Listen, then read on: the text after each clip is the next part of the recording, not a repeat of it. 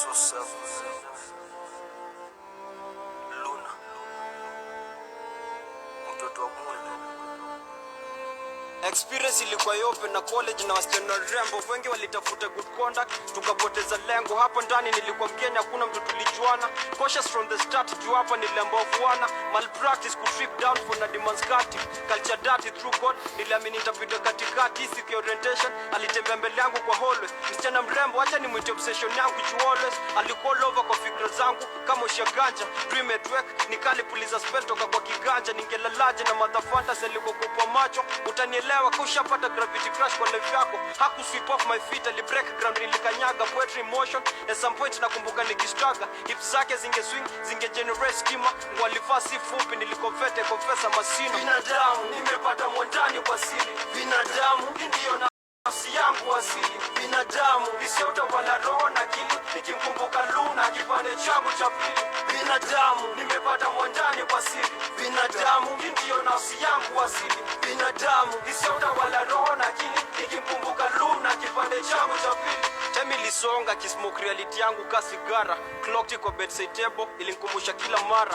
Soul kui-console, fear kui-control, nikakte leader. Kwa conversation fupi badali niambia naitwa Luna. Alikuwa first year na alistudy kwa school architecture. Alismile nikimwambia urembo wake ni thick in texture. Budake alikuwa Nigeria, madhake alikuwa Kenya. On a personal opinion, alifind people warm in Kenya. Time ilisonga nilihofia siseme yuko hooked up. Lakini si ngumu kuamini hata karne ilianza na nukta. Si kumchocha vile na body na umbo la chupa. Rather nilisikia my first love story nikaanza kumtafuta. So tulipanga date on a larger scale tujuane zaidi. At this point vitu chemistry ilifanya hatunge kaidi. Kwa chill spot tulifaa kupatana 30 minutes earlier. Na hii feeling nilikuwa nayo hata time ingekuwa bari. Binadamu, nimepata mwandani kwa siri. Binadamu, ndiyo nafsi yangu asili. Binadamu, isiota wala roho na akili. Nikimkumbuka Luna, kipande changu cha pili. Binadamu, nimepata mwandani kwa siri.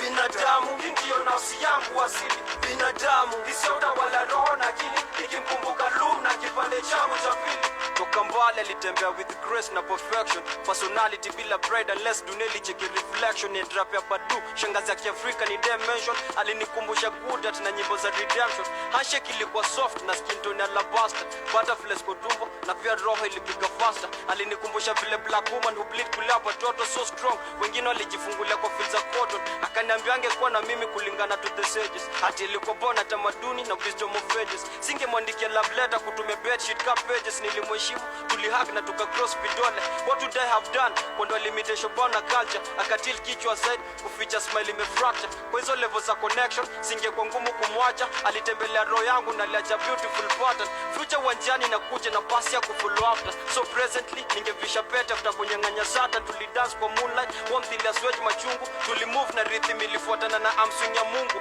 Macho ilionyesha na mengi ya kusema ningemruhusu.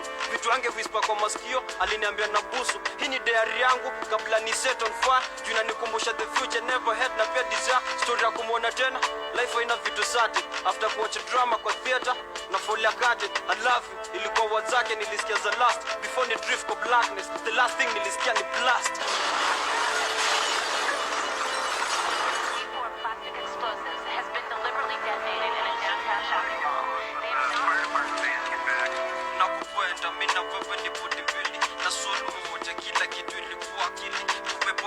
Hata mwili sikuwe spirit, tuwe pamoja, pamoja. Nakupenda, mina wewe ni budi mbili. Na soul moja, kila kitu ilikuwa akili. Tuwe pamoja, hata mwili sikuwe spirit, tuwe pamoja, pamoja.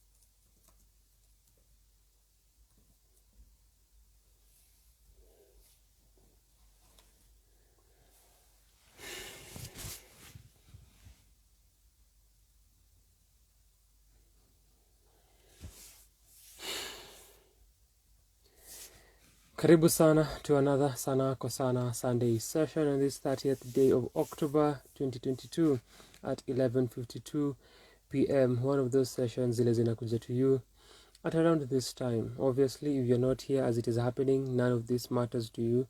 None of mimi kusema what day it is or the time. The time sana sana matters. The day could possibly matter if you are maybe digging into some history na kujaribu ku confirm time that specific things happened, whatever kind of research you are doing or whatever it is you are doing that needs you kujua when exactly this happened. The date yenye ni 30th October 2022 inaweza matter. One more day na October iishe. The last day of the month is on a Monday and capitalism has to do its thing tomorrow. But asante sana for being here. Asante sana to Babo, asante sana to Drew Phoenix. Na kwako pia iwapo una watch hii session baadaye, maybe in its first few days or during this week, or maybe unaiona later. Uko tu sawa. Mbona huku unajua tuna exist na ili happen? That's up to you, na haya ni maswali ya kujiuliza. Kama kawaida nimecheza wimbo fulani hapo. Unaweza niambia huo ni wimbo upi kwenye comment section. This is a known figure, msidisrespect you msanii hivi useme ujini ngoma gani nimecheza. Put some respect. But hivyo ndivyo huwa tunaanza hizi wiki iliyopita. Let's do our week recap as we work our way hadi leo hii. Tuliongelea aspects kadhaa of several conversations. Ya kwanza ilikuwa kureview show ya Gufy. I was reflecting on this earlier in the morning and ilikuwa ina seem as usual, so far away. I've said this a number of times. When hizi vitu zina happeningi, hizi activities or nimework on videos na nikazipublish, or I've had some reviews that tumework on, or whatever it is that nimeshughulikia regarding the YouTube channel or his Sunday sessions, whenever I see it alafu naangalia when is the last time or when were these things published and shared, unapata ni a few days zilizopita, but inasimingi so far away. Nilisema hivyo last week nikirefer to the reviews that we did za albums and EPs, and as we were discussing that last week, I thought ilikuwa so far away, yet ilikuwa, I think the maximum one was kituka 13 days, then the rest were 10, even 6 or so, but ilikuwa inapianika ni kitambo sana since tuzifanya. Maybe the 6th one ni a stretch, but ilikuwa around your time because nilizipublish maybe within 2 or 3 days, 6 reviews, possibly 2 or 3. But checking and confirming when nilizishare ilikuwa 12 days ago, 11, 10 days ago, 9 even. Ili feel the same leo asubuhi when nilikuwa naangalia video ya Gufy, which ndio our first conversation tulioanza nayo wiki iliyopita. Show yake The Other Things in Love. It was just last week, but in the morning nikicheki ilikuwa na feel nika ili happen kitambo. There is so much inafanya time seem ina pass na ina kuwa preoccupied na a number of things. So wiki iliyopita hapa kwa our Sunday session tulizungumzia The Other Things and Love, which ilifanyika wiki iliyopita Jumatano katikati ya wiki. Ilikuwa a day before Mashujaa Day. Then tukaizungumzia on Sunday. Then here we are a week later. So check out that video, though ilikuwa messed up na mtandao, sijui what the problem was with the internet ama na Instagram, kulikuwa na technical difficulties lakini bado the video ni watchable, the content bado ni the content, the intellect bado ni the intellect. So unaweza ona hiyo video ilikuwa into 2 parts because of hizi challenges za internet. At some point tulianza kukuwa na latency, ikafika mahali nikahang completely, nikahave ku end your live then ni restart. So iko in 2 parts, unaweza ziona iwapo you are interested in watching any of them, usikie our views kuhusu the show. So tulipata maoni from the people wenye nilikuwa nao hapa na walikuwa kwa the show. Huyu ni Viva and then the other one ni Kija. So if you are in any way sort of interested, unaweza cheki, then nami pia nikashare views zangu kuhusu the show. So to delve into aspects of the performance show ya Gufy na Stella Kivuti as the couple that tulikuwa tuna focus on. And as usual, unajua vile si ufanya kwa hizi sessions, tunaendanga really in depth. So if you prefer kuifanya kivideo, enda uione pale YouTube ama hapa YouTube, if I say so. Then tukazungumzia the book expo iliyokuwa at Sarit Center na vile walisupport African authors kwa sana. Walisupport African authors kwa sana, wakawajazia vitabu za African authors, wakawambia mnaweza soma, wakawarushia a variety of authors from the continent as well as a variety of authors from the African diaspora. Wakawa bless, wakawambia yes, read books by African authors. So tuliongelea the Sarit Center Book Expo, tulipitia huko wiki iliyopita. So tukaiongelea ukiona hiyo video ya Gufy, tuligusia kwa the second part of our session. So ukicheki the part 2 utasikia kuhusu wale waandishi wa bara la Afrika wenye walikuwa featured katika hiyo book expo. Usome, usikie, then usome, ujemo kuwahusu, as well as other authors from the rest of the world wenye walikuwa featured, wenye walikuwa covered as well. Importantly ni kurealize kuwa waandishi wa Afrika walipewa kipaumbele kwa hii book expo iliyokuwa pale Sarit wiki iliyopita. Ilikuwa inaisha hiyo Sunday. In fact, ilikuwa imerun for, was it a week? I believe ikaisha hiyo Sunday. Baada ya hayo mazungumzo kuhusu expo ya Sarit, sijui kama una watch na ulipitia, unaweza niambia kwenye comment section ulinunua vitabu vya authors wepi wa bara la Afrika. Baada ya hayo tukaenda tukasikiza winyo, ilikuwa a performance at Nana in Kiri. Nisalimie the Alberto mwenye nimeona hapa, najua amesepa. Nisalimie Eb Rogato, karibu sana ndugu, our editor mwenyewe. Editor apewe heshima. Na nisalimie pia Sheri, ni aje Sheri, karibu sana. Leo umetupata tukiwa tumeanza, hujakuja tukimaliza.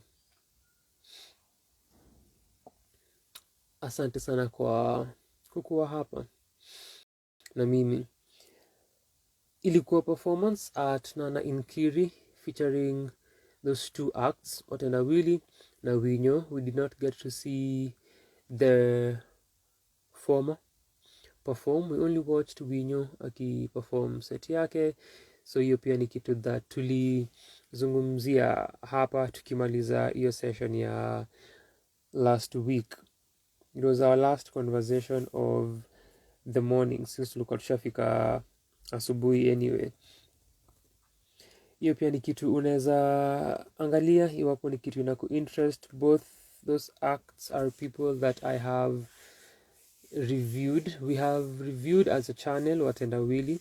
Tulifanya Sweet Matunda, Sweet Language, Love Language. Sweet Matunda was one of the songs kwa hiyo EP. Love Language EP ya Ethan Muziki na Watendawili ya last year.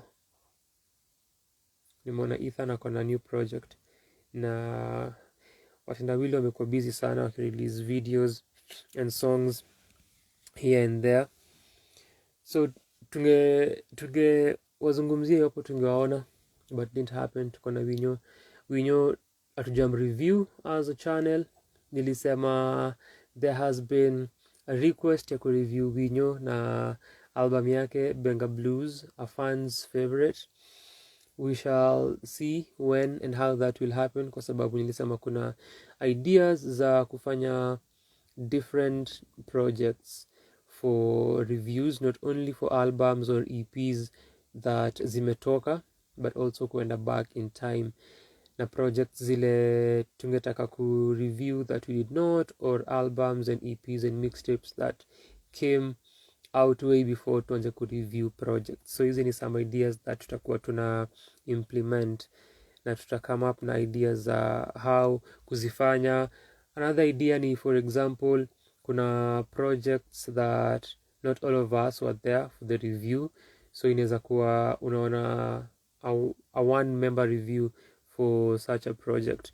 Kuna project ka LC Wameos na Ilotic na Ebako hapa.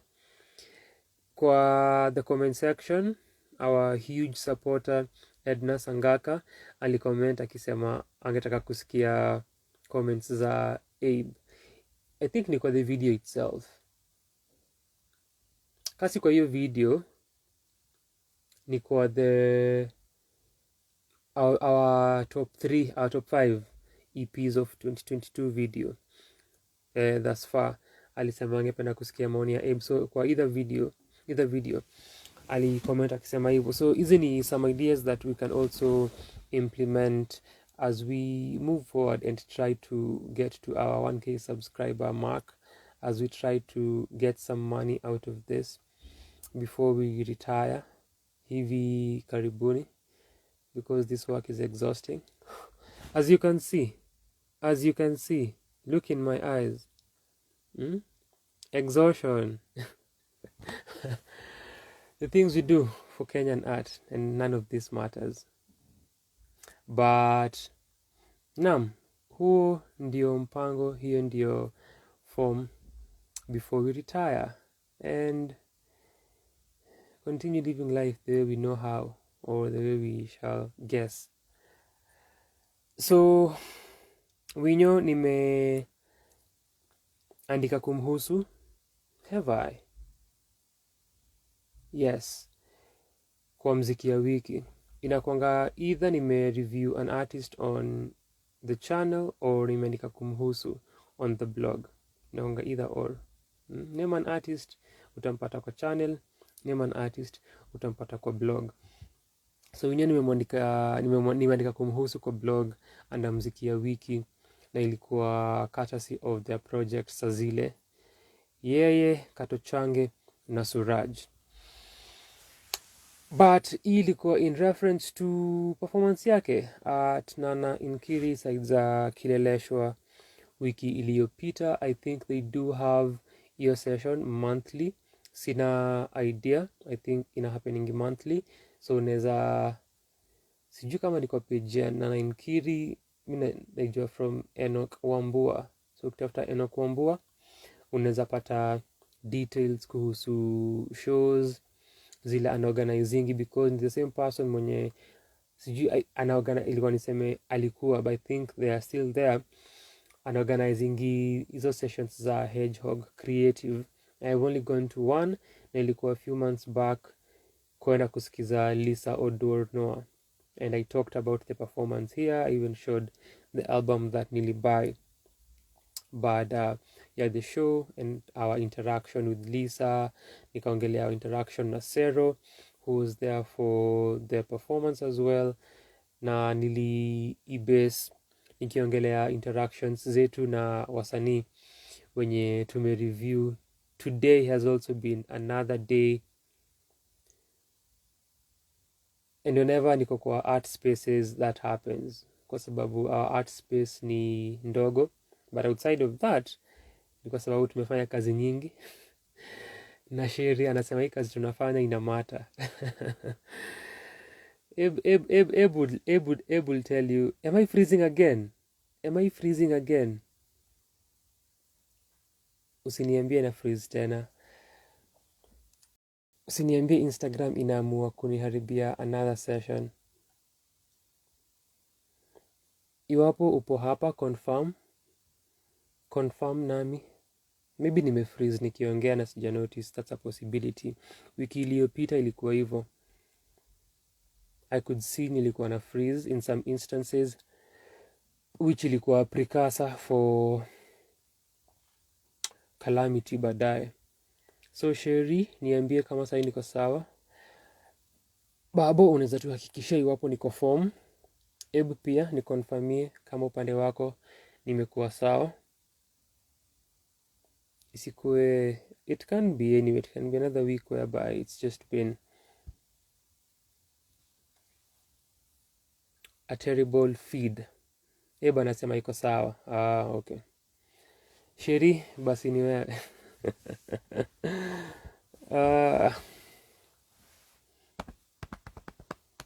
Manchester fan amesema iko sawa. Pia Babu amesema iko sawa. Asante for the confirmation.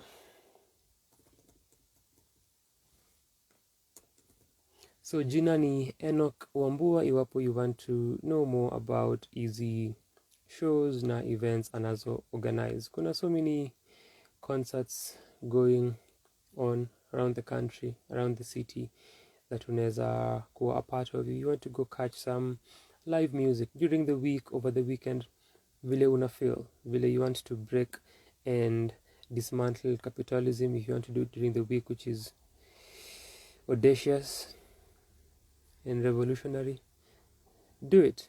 Kama ni over the weekend ukipata your break from capitalism, do it as well. Wendo usikize wasanii, usikize mziki. If you love it, buy the music or the merch or whatever it is an artist is selling. If you want to buy and if you love the music, or if you want to support European, another thing that people do. This week, Traffic Monday, the last day of October 2022. Damn. What is time? By the end of the week, at such a point, wiki inayokuja, tutakuwa hapa most likely on a Monday, based on the activities of the weekend. Tutakuwa hapa tukiongelea TEFB, too early for birds. Nilikuwa naangalia a certain email as I was starting, na niko na the date kwa hiyo email, and ilikuwa intriguing how ilikuwa exactly as of yesterday 2 months since nipate hiyo email, na ilikuwa email ya too early for birds. So kwa wale wenye wali purchase tickets the other time na walikuwa kwa their database, walipata emails on 30th August. Too Early for Birds, the storytelling collective, waki announce their comeback. After that, waka release details za their upcoming show, but before that walikuwa na tease online kwanza a possible comeback, na ilikuwa obvious at that point that wanarudi after kutumia watu hizo emails, then kwanza kutease mtandaoni, tweets za watu wamezikoti wakiuliza when is TEFB, niko sawa, returning. Then waka make the announcement that show inakuja, na hiyo show finally imewasili. Vile nimesema, as of 30th October 2022, ilikuwa exactly 2 months since watumia watu barua pepe wakiwaambia Too Early for Birds is back. Their show ile ilikuwa happen that haikufanyika, ilifaa kukuwa Too Early for Beats, supposed to go down in April of 2020. So in March wali announce, wakaanza kufanya marketing, wengine wetu wakanunua tikiti, and then less than 2 weeks COVID ika happen, the world had other plans. Dunia ilikuwa imechoka, dunia ikamwacha ireset, ipumzike for some time. So vitu zikahave kukua cancelled at the time, not really postponed, because pia kulikuwa na uncertainty. Haikujulikana when kutakuwa na a return.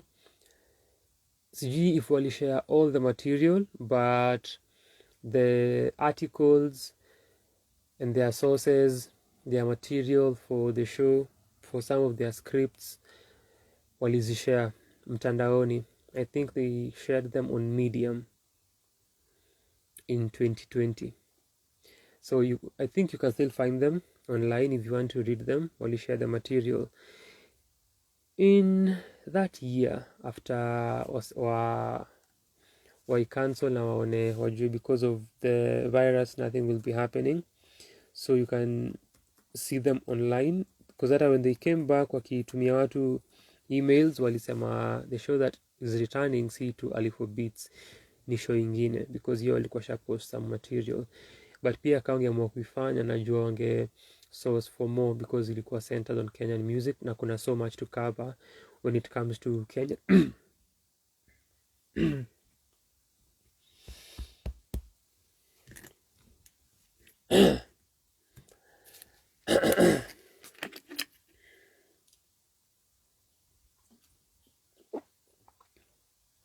Hasa imajaja ni sponsor.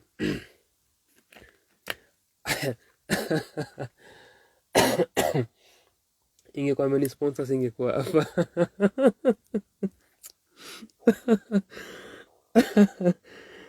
Yo, singekuwa hapa. Singekuwa hapa juu sijakuwa sponsored na anyone. Nilikuwa nasema as recent, whichever, as yesterday, nilikuwa nasema how when it comes to hip hop, because it is a sample based art form, a majority of the producers wako yet ku sample na kutap into a lot of music that is sample worthy. So, and the reasons nilikuwa na give ni moja, that it's a skill thing, kwa sababu sampling requires skill. You have to be proficient in sampling, kwa sababu si just copy pasting, which is what a majority of producers here do, and then we term that as sampling. So kuna hiyo. Then secondly, because kulikuwa na a rejoinder kuhusu possible ramifications, legal ramifications when you sample, which is true. When you sample, definitely unafaa ku clear samples zako, ufuate due process. But outside of that, even ya kukua na hizo legal ramifications, ni that outside of that there is so much music and people sample regardless of hizi legalities. Sana even maju, where people dig and dig and dig and dig for records, kutafuta samples, and then the way they use them back to proficiency ni a way that mwenye anaisikiza hata jua where the sample is coming from, kwa sababu ya the technical ability of using the sample. But outside of that, even here itself, tukikuja kwa easy ideas na questions za legality, kuna some famous songs that the instrumentals and the beats were literally copy and paste from huge songs. So iyo si really a question per se, though pia kuna the factor ya hizi ni early 2000s and the songs that I'm referring to ni from hiyo era, but pia even after. But nasema these huge songs ni early 2000s, so kuna hiyo thought that no one will know what song you've used because hakuna access to a lot of music then from our end. so una feel as a producer umepata something that no one will know, but years later with accessibility increasing, people know na watu wanapata hii information.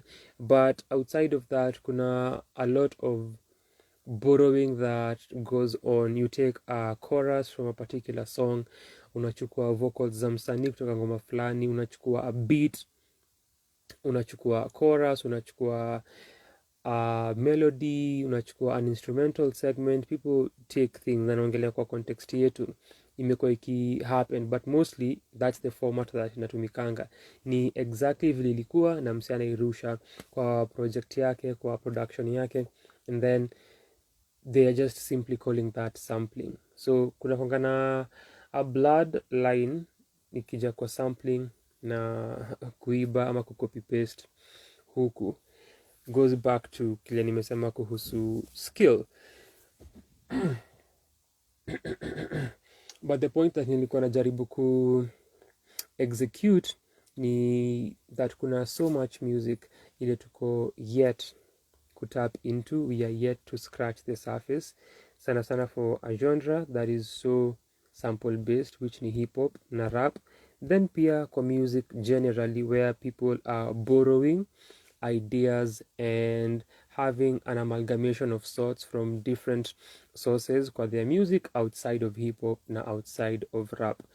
Tuko yet kufanya hivyo huku as much. Pia ni a lack of interest on our end kutaka kuangalia where we came from musically na who are our predecessors. So kuna number of factors zinazochangia. Unaweza angalia pia hiyo breakage na that lack of a linkage between generations tofauti, where the information haijapitishwa, so the other person mwenye anakuja kwa the proceeding generation, kwa the proceeding era, hana hiyo link na hana hiyo bridge. Lakini pia kwa hii era ya mtandao haiwezi kuwa an excuse that tunatumia, kwa sababu tunaweza fanya hii kazi na tufuate example, tufuate mfano wa Sanaa kwa Sanaa na watu wafanye kazi vile inafaa. So nilikuwa nasema hata kati TEFB wangeamua ku base their stories on the same persons that walikuwa wameselect for too early for beats, ingekuwa expansive. Or pia kama wangeamua wa scrap all together na wafanye something completely new, bado wangecover, because wasanii ni wengi na tunajuanga how they pick their stories. They delve deep into specific people, so hawananga ati watuka 10 or 20 for one production. They'll pick a few, then tell their stories extensively na in an in-depth manner. So wasanii ni wengi mno. I think hata last week nilitaja wasanii kadhaa nikiongelea biography za wasanii. Ilikuwa last week I believe, nikiongelea biography za wasanii, nikitaja Sauti Sol. I think Sherry alikuja kaa tumemaliza, but nili have hiyo conversation naye tukiwa kwa show ya Gufy pia. But nikisema that kuna a lot that is yet to be done. A lot. Mi nishafanya part yangu, and I could be finishing this very soon. So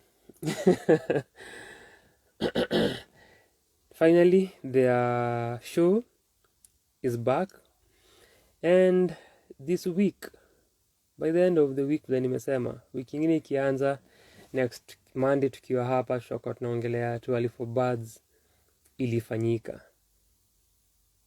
So from Friday all the way hadi Jumapili watakuwa na show at Jain Bhavan Auditorium. I am looking forward to it. Nimeongelea Too Early for Birds hapa several weeks back. Ilikuwa niseme kitambo, but najua how the idea time in our work, and I've talked about it some moments ago, that naweza kuwa na feel ilikuwa kitambo sana, and it's something really recent. So for instance, kitu kama hiyo, juu nakumbuka ilikuwa siku kwenye Pop Up and Chill ili happen, and I have a feeling that Pop Up and Chill ili happen on the first weekend. Naam, ilikuwa the first weekend of October. I think ilikuwa 3rd and 4th. or was it 4th and 5th? 30, 23, 16, 9,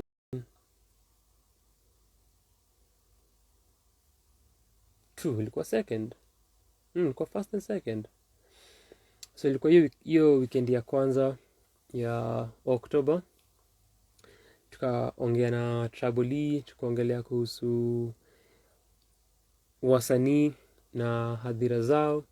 Nikataja 24 Birds nikimaliza hiyo conversation after Tra atoke live aende alale. And it's just this month, but inaka ni ages ago.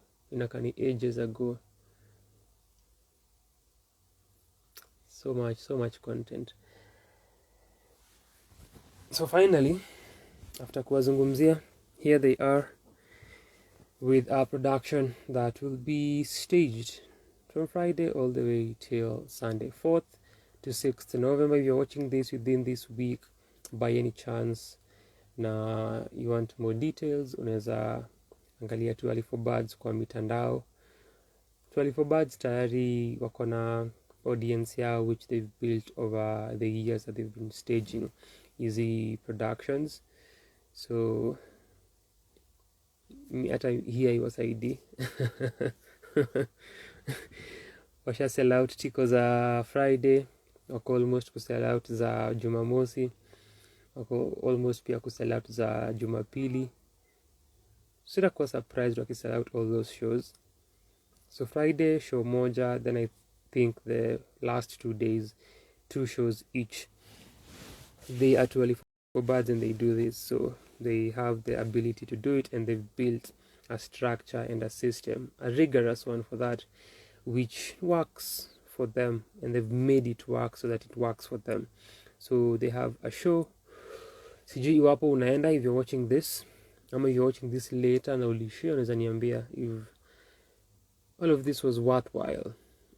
What you thought kuhusu the show. And if you're watching this way later, you're watching this after 2 weeks plus, or even a week plus, tusha kuja live na tushaongelea 24 Birds. So itafute somewhere, type 24 Birds Sanaa kwa Sana, utapata a few videos I'm sure, because nimeongelea several times. Uone maoni yetu na ujoin the conversation future. After that, which reminds me with our recap, nilikuwa naongelea winyo alafu nikasahau kumalizia with two or three other things, which is mziki ya wiki 2.0 20 ya last week, 20 weeks za mziki ya wiki. I recorded, nishamaliza ya later today, mziki ya wiki 2.0 21, but niko hiyo video nilinote that hii mziki ya wiki 2.0 20 is the highest performing thus far. Previously I think kulikuwa na 10 or 9, ilikuwa na I think 50 something views, na hizi ni weeks and weeks later. So I do not know what happened. I have no idea what is happening, by the way. We could just be close to our 1,000 subscriber goal, but 6 days ago this video is at 74 views. Na nikionanga hivi vitu naanza kukua scared, kwa sababu I fear for my people wakijulikana, kina Eba hapa na ndugu ya Irauka ako hapa. Leon, ni asante sana for being here, na Roger, na hofia wataanza kutafutwa na wasanii tukianza kujulikana. So niko concerned yale maoni yenye wametoa mtandaoni ni enough to make them insecure in this city of Nairobi. Nairobi kuna wahuni wengi sana.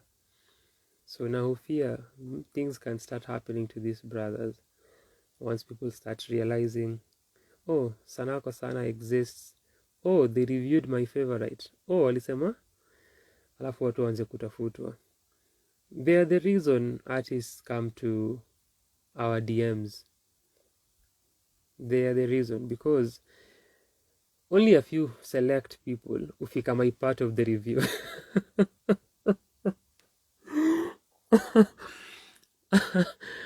unless unless na review solo.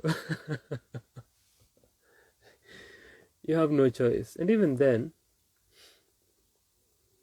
if si watu wenye wanatujua na watch our videos, wataona tu the intro, which is our process ya kuchuja watu. Waone the intro, so nimestall kidogo kabla nianze. Mtu lose interest aende, nibaki na wale watu wenye watch hizi videos hadi mwisho. So hata hao pia, hata kama mimi nimereview peke yangu, I am still safe. Lakini hizi video zingine zenye ni an hour long that only mtuka Hazel ataona, ama Babu ataona, ama Edna ataona, ama Kakusha ataona, such, ama Morio. The first part ni ya my brothers, na I am concerned about their safety once what was start knowing what we are doing. So, but that was in reference to Mziki ya Wiki 2.0, 20 weeks in za Mziki ya Wiki 2.0. It seems surreal that it's 20 weeks. That's another thing that inafanyanga time yangu ipass sana. I think nimeisema hapa before, now nimeitaja, because the days go by so fast, then najipatanga na prepare for another Mziki ya Wiki 2.0 video. After a few days, another Mziki ya Wiki 2.0 video, because kasa hii vile nimesema, our last week's session ni ya 6 days ago. Mziki ya Wiki 2.0 20 ya 6 days ago. And here I am, it's another Monday, kuna another Mziki ya Wiki 2.0 yenye na release in a few hours, early in the morning. Then after that, kuna snippets I used from that video for 2 reviews. One of those ni ya Wakardinali, MCA, a favorite song ya Eb, a current favorite ya Eb, anapenda ya ngoma sana. Ya pili ni Wanavokalis Dunia. Then after that, the last part, rather than the last part, something that we're coming to, nitaigusia tukiendelea haya mazungumzo. Then we come to Too Early for Birds and their comeback, and then to ongele kitu nimetaja earlier nikisema, if you prefer kuiona visually, you can do so visually. Kuna the review of the event, which ni The Other Things in Love ya Gufy, nimetaja Eb, na Eb aliperform kwa the last event ya Gufy, Black Boy Joy, iliyo happen on May 1st 2022 at the Kenya National Theatre. The Other Things in Love will happen papo hapo bado. This time Eb akua stock yake nikaa ilishuka, Gufy ya kumtafuta kwa Gufy na Stella na Fi na Tetu na Mathai na Rasamore, ando wakapiga shughuli vile inafaa kwa upande wa wasanii, yani Gufy na Stella kama couple. Na itaja tena outside of the video, nilikuwa nasema how nimemiss kuandika event reviews, something that nilianza in 2015 on Facebook, and I'm so glad that I went back to doing that this past week. The process, as I said here, is usually tedious. Very, very tedious. Kuandika such reviews for events, you keep going back and forth. Keep going back and forth with ideas, with paragraphs. You keep going back and forth with connecting lines up on a pale and trying to string a narrative and a flow of whatever it is una tell through the story. So kuna, through the article, through the writing, a lot that goes on when I am reviewing this. Sana if I am doing it in the way that I did. So what I used to do, niaje, Wanjiko, unapatikana hizi mitaa? Hawa ni wenzangu wa Facebook wenye nikianza kuandika hizi articles. Kina Ndishu ndio watu wenye walikuwa wanasomanga hizi articles on Facebook back in 2015-16. Sana when I used to do event reviews, most of them za slam, and walikuwa wanazisoma on Facebook na tuna interact now on the same, wakishare their sentiments kuhusu the writing. 7 years later, that has transformed into something else, and I am on a live video on Instagram at 12:33 a.m. on a Monday morning, 31st October, nikiongelea how nimeandika an event review on my blog.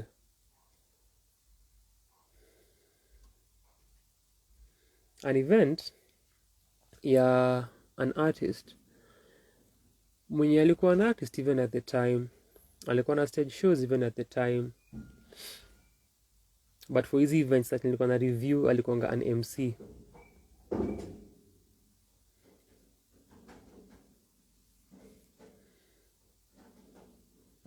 Na during hii period ilikuwa time yake ya kugrow na kuexpand artistry yake na kujidevelop, and here I am namuongelea at a point where amefika nafanya full stage productions, full on productions with other musicians na other creatives at the Kenya National Theatre and selling out shows.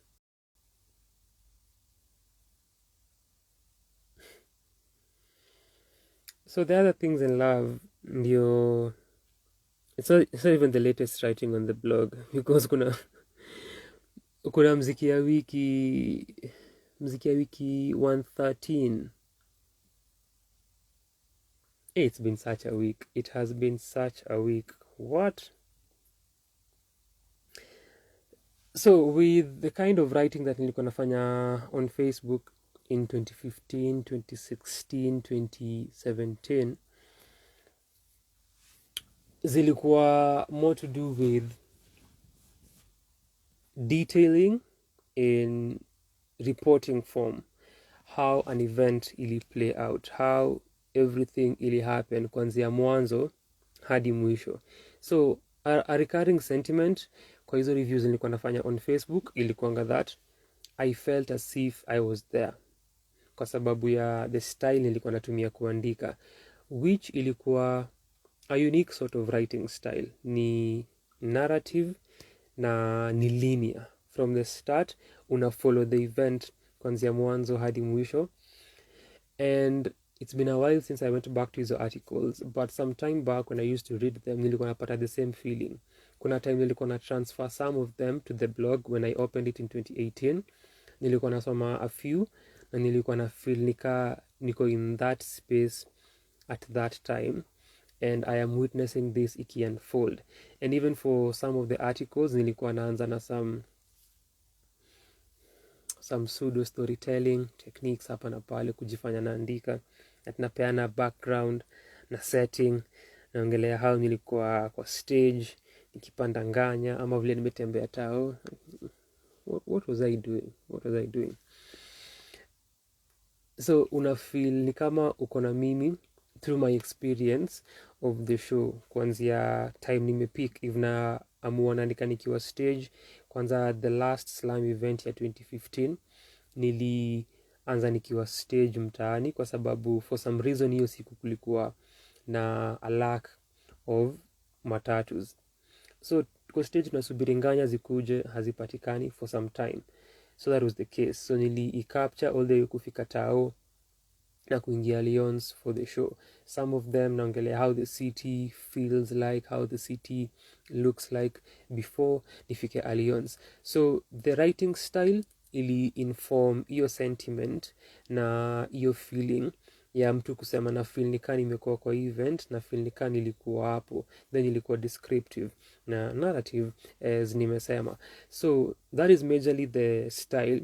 Then within kile naandika, I am giving my sentiments regarding pieces. So kwanza kuna ku capture what the piece is about, something that is critical as it came to be or as I thought, kwa sababu when we are capturing time in that manner kutumia art, unasemanga art ina reflect. Ni same thing na journaling reflects a lot, it captures time a lot. Same thing na music, same thing na novels or any other art forms, films, movies, series. Hizi vitu ni vitu that who capture time. So ukiangalia the pieces zinakuonyesha at a particular point in time kile wasanii walikuwa wanazungumza kuhusu. So for example nikienda niangalie the first Slam Fest ya 2016 in December, na niangalie ile women's slam, ilikuwa very specific kwa the concerns zile the participants walikuwa wana premise their material on, na vitu zile zilikuwa wanajihusisha vitu walikuwa wanajihusisha nazo, very specific. Na unaweza tell the difference in material, the difference in concerns ukicompare na their other counterparts. So this is something that pia ili inform an idea I wanted to pursue sometime in 2017 2018 ya kucompare pieces za mapenzi from different gender perspectives, kwa sababu nilikuwa nimekaa nika observe how watu wanaandika kuhusu mapenzi na unaweza notice hizo differences. So nilikuwa nafikiria kuangalia pieces za mapenzi kutoka different spoken word artists based on foundation ya gender. So kutumia gender framework kuangalia how wanaandika about it na delving deeper into the same. So hizi ni ideas that I have never actualized, and here I am wanting to retire. Here I am. But ni interesting. So that really come from just sitting and listening to different acts na kufocus on yale maswala ambayo wanaandika kuhusu katika ushairi wao. So ukienda back to hizo articles na Nababu anaziongelea, imecapture time in that way, outside of description, outside of place, outside of spaces na people. Ukiangalia the content inakuonyesha what people were writing about, and I usually feel proud of myself that hizo moments ziko captured, kwa sababu hautapata those reference points elsewhere ever, unless ni videos that people have or videos that exist online.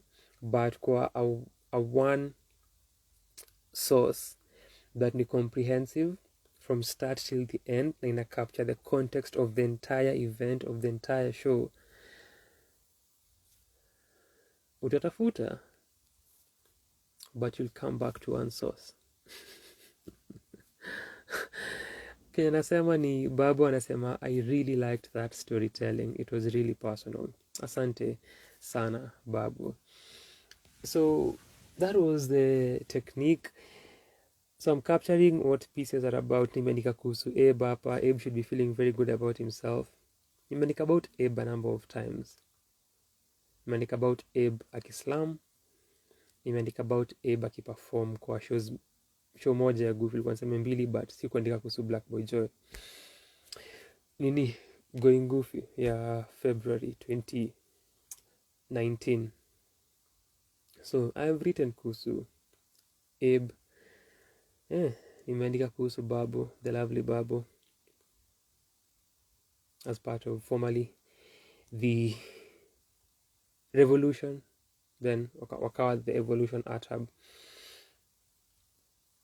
So outside of kucapture what pieces zilikuwa about, nilikuwa napeana my commentary. So ilikuwa, as you're reading through, you know who is participating, you know what is happening in real time, you know what wanaongea about, and you know how I feel about their approach and their delivery and their performance. Then you also know other things. You know what the MC is saying, you know what is happening somewhere, you know what gifts are being given to participants. A lot of history. Hey, yo, what? Yeah, so much work. It's constantly hitting me. Anyway, Abe, you're welcome too. You're welcome too. Hmm? Poets who can't go past round 1 kwa slam. Unadu?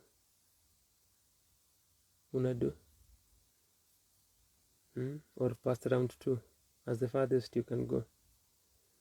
Yet here you are. Unaongelea wasanii kwa sana.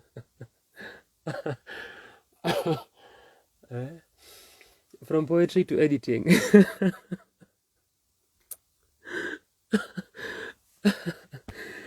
Yo.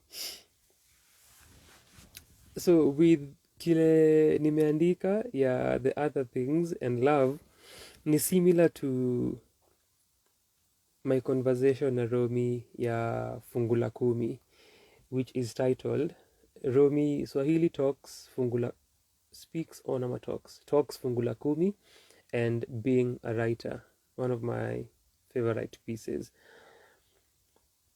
Ilikuwa a long interview. Hata nikukonfirmie how long that interview was, as Abe feels bad about kile nimesema. Thought you're tough, young man. That was unnecessary. Was it? We did this in 2019. Or was it 2018? So I mean, can I interview for this long? So I mean, can I interview for... Actually, I think it got 20. I don't think it got 2019.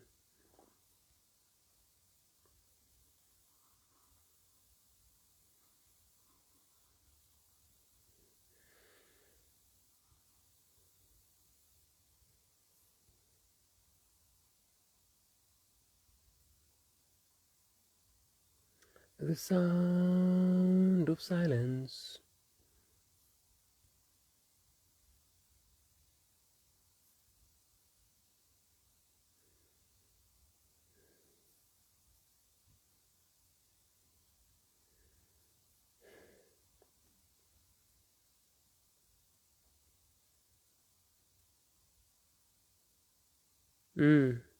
Ilikuwa naam, the historian akona records zake. 16th February 2019. Romi interview. So kuna an hour and 9 minutes and 26 seconds. Then kuna another one that ilikuwa 26 minutes and 19 seconds. Then kuna another one, yeah, 21 minutes and 46 seconds. So you can do the math.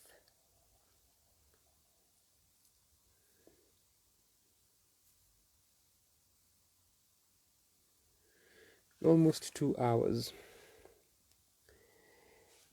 worth of recordings.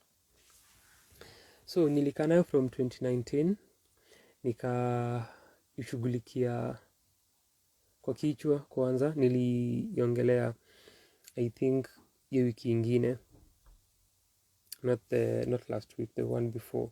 Now nilikaa nayo kwa kichwa, nilikuwa napata ideas. So I used to listen to the interview, ideas would pop up kwa mind, and then I didn't jot anything down. Unafikiria how this specific part of our conversation itakuja at around this point kwa the write up. This one is good for a closing remark. This one can start the story. Itafit na this idea that I usually have about the project.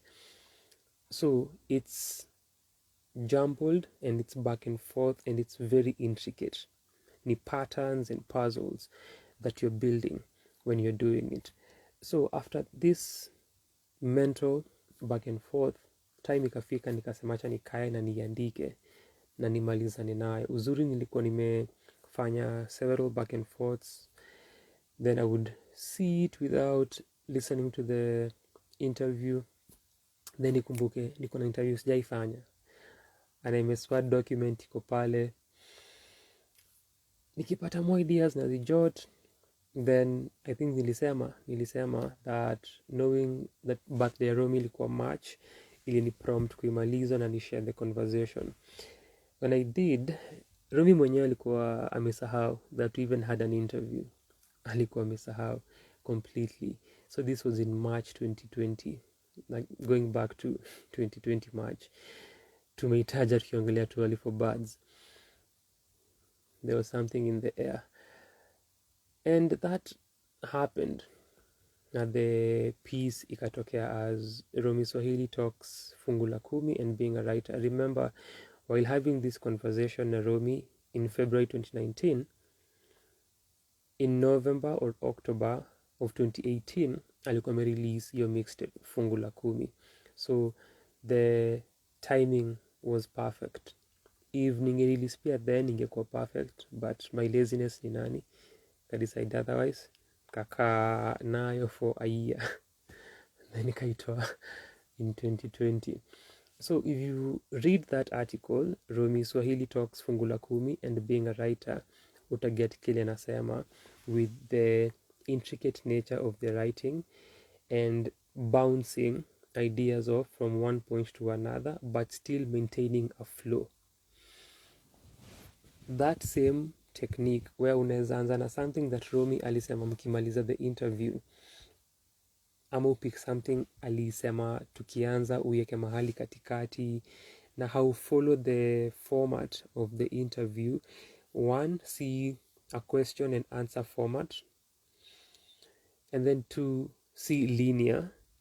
It calls for a lot of mental work and you have to keep referring on if you're flowing vile unataka, and even the idea itself ya mi kuisegment hivo kuwa na fungu la kumi as part of it because ilikuwa a huge part of our conversation. The other segment kukua being a writer and finding a way ya combining both kwa the piece. It's work, it's tedious. So that same idea unaweza anza at the 3/4 mark of the show, unaweza anza mwisho wa show, unaweza maliza na vile show ilianza. Easy ideas unaweza ongelea stage design, mwisho wa the piece, unaweza ongelea the premise of the show, mwanzo, unaweza discuss the music towards the end ama katikati. A lot is happening. So this kind of framework na this approach demands a lot, but you know approach that nasema nimetumia for the other things and love. It's different kwa sababu sijaandika an event review hivo. When I checked going Gufy, ilikuwa in my old format. Narrative, storytelling, linear, then I throw in my sentiments. So point ilifika, what I was doing ni nilikuwa naongelea the event vile ilikuwa kwanza for the first part of the article, then I give my overview mwisho. So I was growing intellectually kwa sababu nilistudy fasihi shuleni. Sasa nilikuwa na vitu vingi vya kusema kuhusu wasanii kuanzia miaka ya kale. So ilianza I think na the first Slam Africa Festival ya 2016. Divide kwanza, nilianza na the way I wrote it, niliandika. It was such a long one. I don't even know if kuna mse alisoma on Facebook the entire thing. Ilikuwa not really long but ilikuwa ndefu conventionally at least. So kulikuwa na day 1 that nili capture and ilikuwa with the workshops that zili happen. Kina Richie Marks walipeana workshops at Alliance. Then siku ikiisha kukawa na the Women's Slam. yenye Koi alishinda ikampeleka majuu. Day 2 was the other one that Babu alicomplain hapa the other time kwa sababu Roger alitoka round 1. No, you see why these people at Sanaa kwa sana failed poets. So bitterness is ruling them.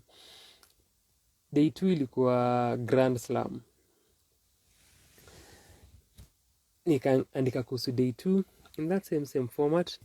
Then now towards the end break down sasa, nikiangalia ideas zile the women walidiscuss kwa poems zao, nikiangalia ideas za day 2 and how it was structured, what people were concerned about. Tukumbuke pia I think we were going into elections, but sijui if obviously kulikuwa na pieces za siasa, but sijui if that was a huge factor then, but ni kitu that imekam across. So even ndio nilikuwa na build hiyo format baadaye kucapture as was na kuongeza my views, nikaendelea na that idea for subsequent ones. Then for going Gufy ilikuwa the same thing, as well as I think Gufy and the Midnight Kids, I think I also did the same, where nitakuwa na the last part of the article where napeana a few thoughts hapa na pale, things that aspects that sikugusia maybe nikiongelea performances na the rest of the show. So that format grow na transform. Sai approach in a non-linear manner. So if you read my review of the other things and love, and if you read me in 2015 and 2016, it's a different approach, and see the linear format that nilikuwa natumianga na nilikuwa nimesema I would love to try that, which is something that I've wanted to do. Even for those previous articles, I always wanted kujaribu, not all of them, but kuna point ilifika I wanted to break away from kuandika in a linear way where I am narrating the entire show as was. The format is really, really amazing. It documents a lot, but nilikuwa nataka pia nifanye something different with the writing. So nilikuwa najiambia nitatry for this one, siandiki vile ina flow, and then I kept returning to that format. Then ndo nikaanza kusema acha basi nipeane my thoughts huku mwisho na niongeze something to the article. Sai to the review imefika hiyo point nikasema let me try it, kwa sababu it's been forever since niandike an event review. I cannot remember the last event review I wrote, possibly Gufy and the Midnight Kids. Ndio nimekumbuka One Track Minded ya Trouble. One Track Mind now, because that was 2020 before everything shut down. What format did I use kuandika hiyo article? And before that nilikuwa nimeandika kuhusu Trouble the previous year 2019 in May, kwa sababu alikuwa was he the opening act wa Nairobi Rhapsody sessions zilizokuwa held at Muse featuring hip hop artists. I think in July we went there. Now so walikuwa na headline, walikuwa wakardinali. Ilikuwa an interesting time kwa sababu walikuwa wametoa, this was their incline 2017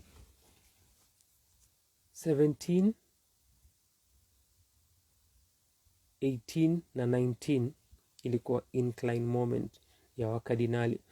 So I think zilitoka the same time. Hey, I also I wrote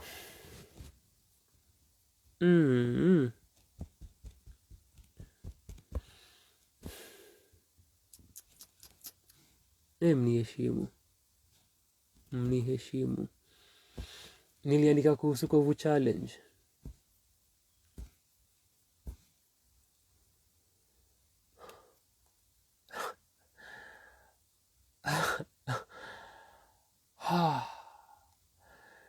it's usually traumatic kwa sababu so it's the best performing article ever on the blog. I don't think okay, sijui article ya Kovu challenge to date and still naonanga watu wakiisomanga naonanga watu wakiisoma. Sasa sijui kaa pia walisoma yote, nashuku watu but muona watu wameipitia. Nasema ni traumatic kwa sababu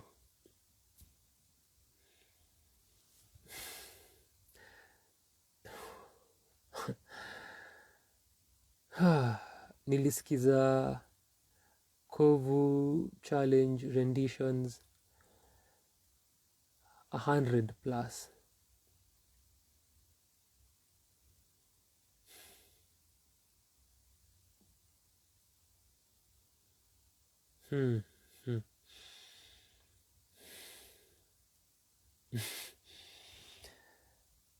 Sasa nene Kovu ilitoka lini?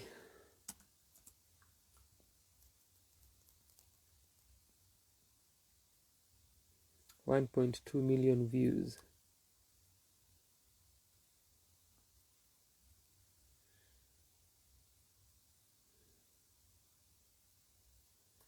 Nilisikiza Kovu 100 plus ndio niandike an article.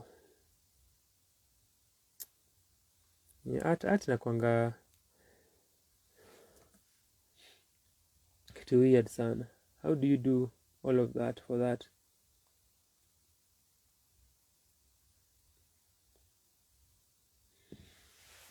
The input and the output.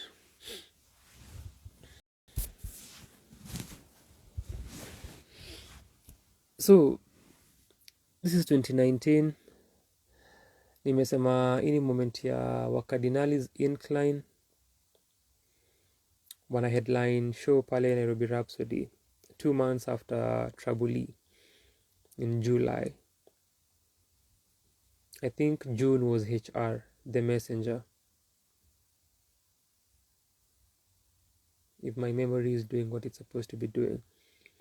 So this is a few months after 2 of their biggest songs. I was confirming the exact month because nilikuwa najua I was right, but Kovu ya Ska came out in April 25th. I'm sure this one came out in February. Let me confirm the month. February 2019.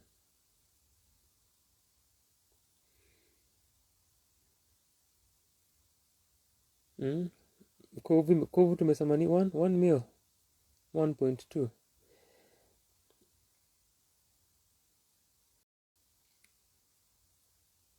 This other song that I'm talking about is double that and more because it's 2.6. Ilikuwa July. In fact it was July. Basi sidhani ilikuwa imetoka. If this is so, kwa sababu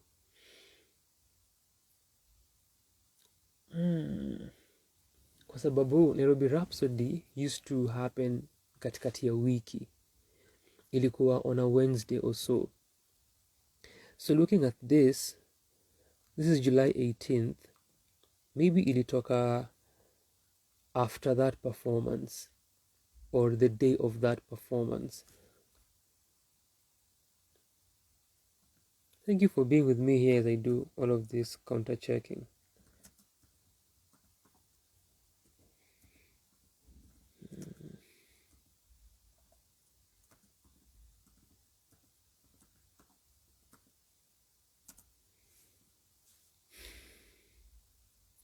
For some reason nilikuwa najiambia, am I really certain? Kwa sababu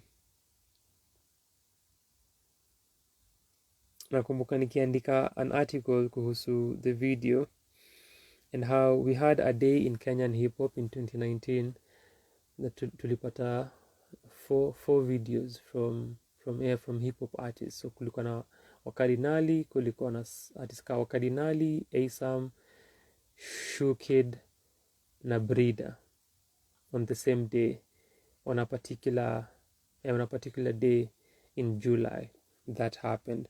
And I think it was a day or so after their performance at Nairobi Rhapsody ya Wakardinali, but currently at 2.6M.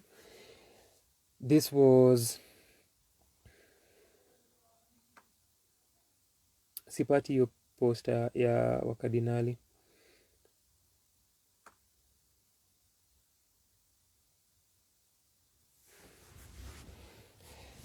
Wali drop Morio Nzenza on July 18th, 2019. April 25th, Kovu ilikuwa imetoka. Two of their biggest songs. They have a number of those. Na ni amazing kuona where they are at the moment na how they've been grinding, as wanasemanga kwa ndani ya cockpit, grinding, and here they are years later, then wanatoa ndani ya cockpit 3 hivi karibuni. But since 2019, there they are. Na kumekuwa na Kovu, which blew up, changed the entire scene, touched the whole of East Africa. Something really, really, really massive, beyond massive, really, really huge. And then a few months down the line, Morio and Nzenza, another massive Wakardinali song that ilipeak na imepeak over the years. Now, but nilikuwa naenda down this path nikikumbuka Trouble kuwa kwa Nairobi Rhapsody akianza, I believe. For Wakardinali, I remember hiyo wiki ya July kwa sababu Kalamoto alikuwa amedrop an album, debut album yake Casey. Interesting history. Na niwaambia hapa juzi nikidedi ni library imekufa. Naona how I'm feeling very self-important here. I can't nipata. My SEO is on point. It may show up as part of the results. The first article on the blog. Let's see.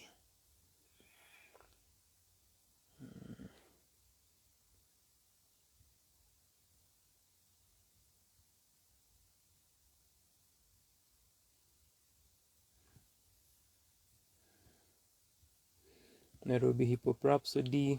Then akakuwa kwa Gufy and the Midnight Kids.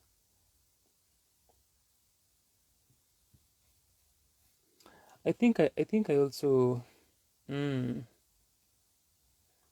it seems narrative.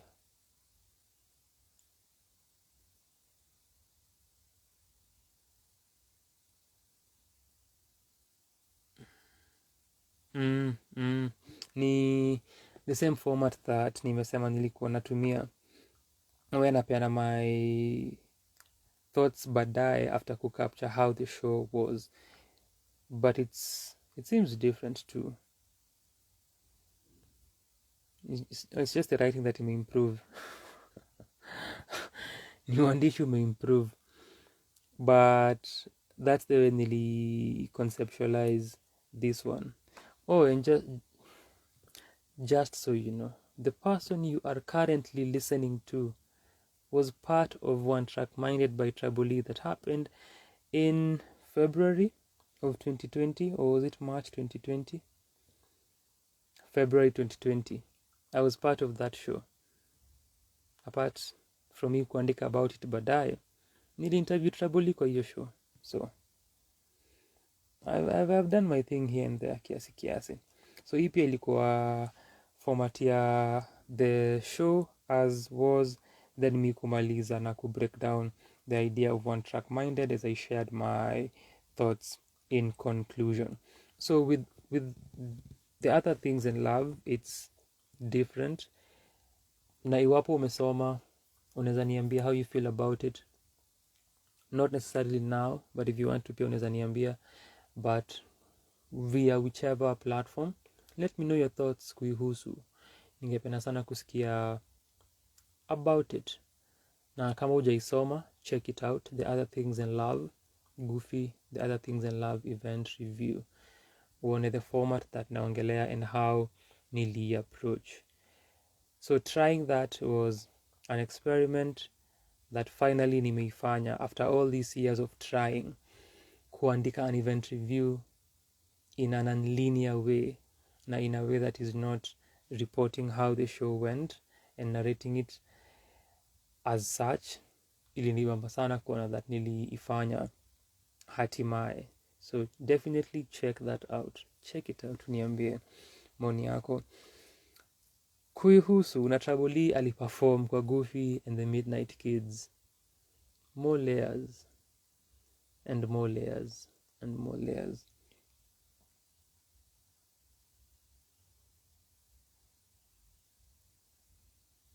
Mina kumiss kuandika kuhusu events. Finally here we are. Most of the time, or all of the time nowadays, they happen here on Easy Sunday Sessions. But nikasema, outside of talking about the show live, let me try and sit and form my thoughts in written word and publish. And it has happened. It felt good. It always feels good ukifinyanga hiyo publish button. Once you press that publish or schedule and you're done, na feelingi fiti sana until the next time you're doing it again and it's back to the same process. And then ufinye publish or schedule until the next time, and on and on and on and on it goes.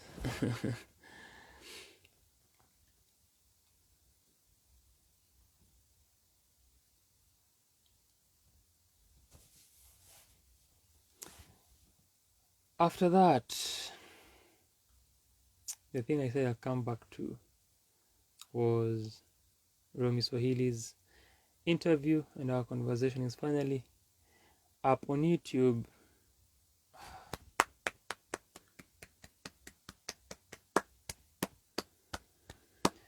Makofi ya team, kazi walifanya na wakatimiza, walipiga shughuli vile inafaa. Hiyo pia ni something that nakwambia uende uone.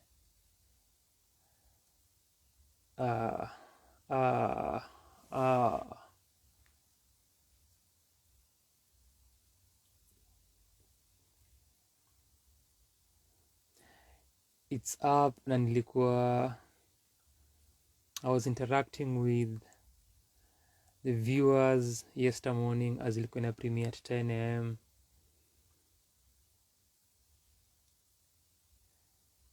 and tuna experience pamoja.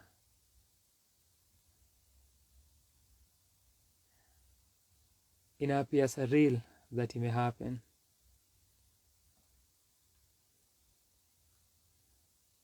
That we actually actualized it and ina exist.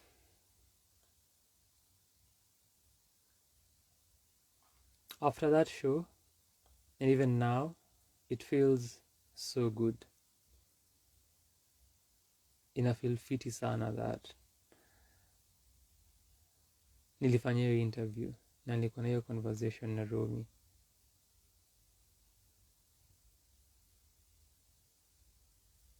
Nilikuwa naifikiria nikisema it feels, na possibly ni recency bias, ina feel like the highlight of what I've done. It feels like a highlight, the highlight ya kile nimefanya thus far tangu nianze kufanya hii shughuli. I could be completely wrong nikisit na nianze kuangalia I did this, I did that, I did this. nimeisema nikakumbuka in 2019 I wrote about Friday flow.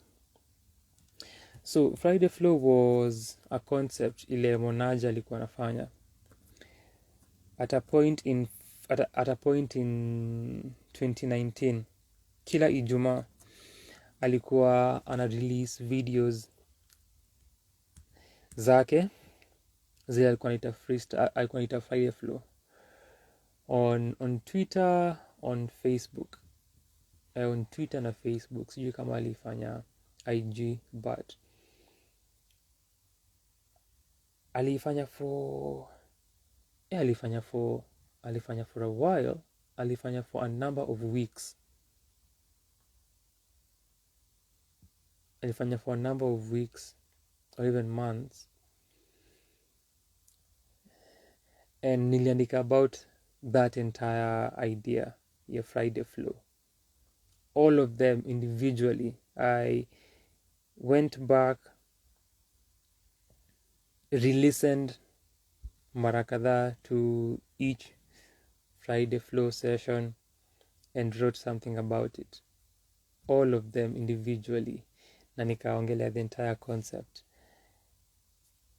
And nimefikiria saa hii nikakumbuka that's another moment that nakuanga proud of, and that history iko captured in that manner. That's the thing about writing, how it captures time, how it captures history, how it documents, and once it's there. Ukiisoma una revisit. Na kuna sometimes ukisearchingi articles unapata articles ziliandikwa on the New York Times in 1980 what or 1970 something. So it's that same feeling that nakuanga nayo. But for our conversation ya anniversary ya ROMI Knowledge Na Mashairi 7th anniversary, ina feel like a career highlight, and a moment that niko so proud of, so proud of. Something that if you've not watched, it's a 2-hour and 23-minute video, but take it from me, it's worth it. It is so worth it. I was feeling that way myself nikiona. It still feels surreal that it actually happened, and the kind of conversation that it was, and how ilitokea. That exists, and that exists courtesy of our editor here, Bwana Eve. Wambo, mtu wa Menje, Eve pia alikuwa kwa Menje. Failed poets. Eve na Roja, mwingine kaka yake. Aliyetupatia sound, alitushughulikia sound. I am just the face. Mitu ni sura na kukatu vizuri kwa kamera. Hiyo ndo kazi yangu. Na tukaifanya. Brilliant feedback on the live stream, the live premiere. Brilliant feedback after pia kwa comments. That's a proud Sanaa kwa Sanaa moment. A top Sanaa kwa Sanaa moment. And niko proud that tumekuwa na several of those with ROMI. From article nimetaja to now this one, to my paper, I would call it, on the death of ROMI on RKNM, view as an Aristotelian tragedy. I've had moments, I've had highlights, courtesy of ROMI, that niko grateful for. You should really, if you haven't watched that,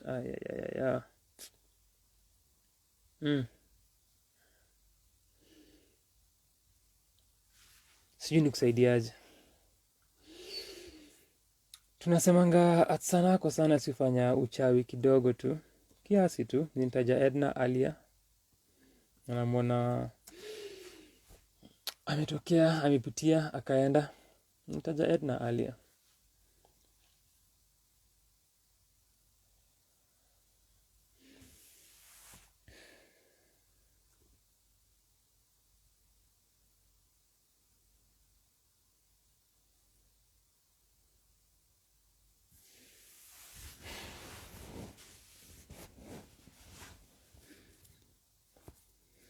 I hope tutapata nafasi ya kufanya more of the same.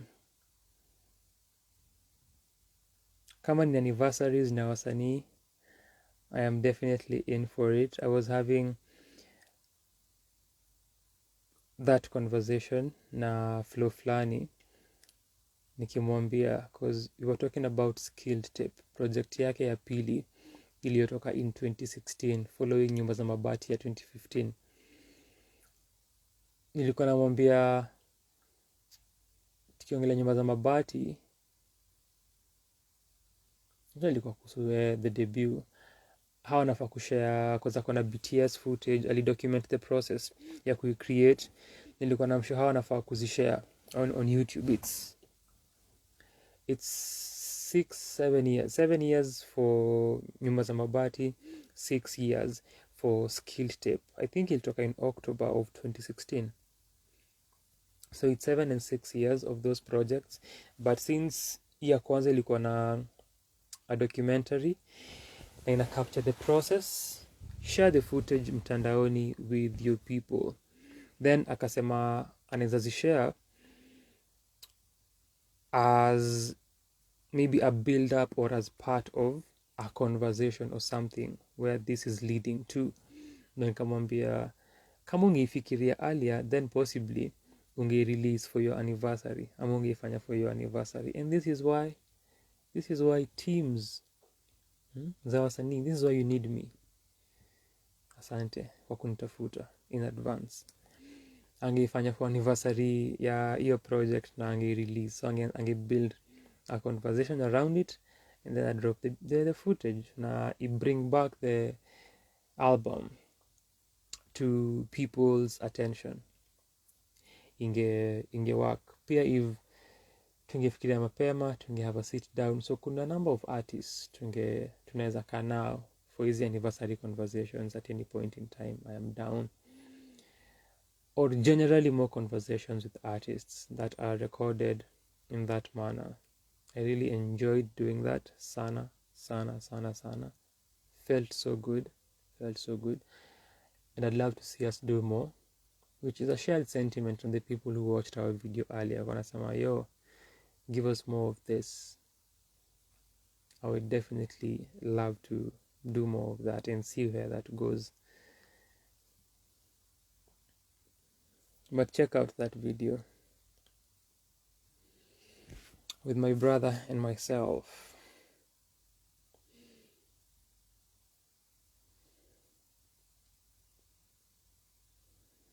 Yeah, if you're watching this live na umeiona, unaweza throw your sentiments kwa comment section. But importantly, throw them kwa hiyo video. We need them huko, tudanganye ma-algorithm. Tuzidi kupata subscribers. Vile hiyo video imefanya. Hiyo video imecheza ka hiyo video, imecheza ka yeye. Cha mwisho for today ni safari tulioenda. Travel, man.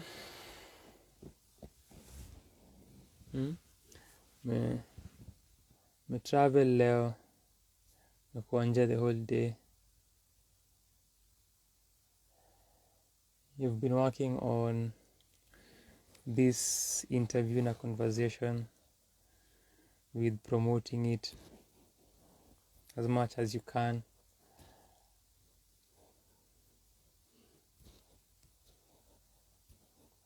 Reaching out hapa na pale.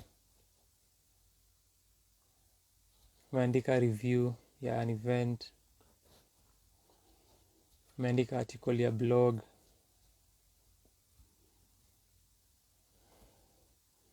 Umeshoot muziki ya wiki 2.0. Umekuwa up and down during the week.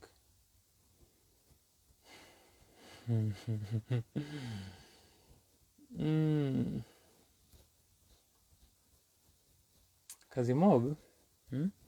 So the things we do for art ni kama kusafiri all the way hadi Kiserian. For art.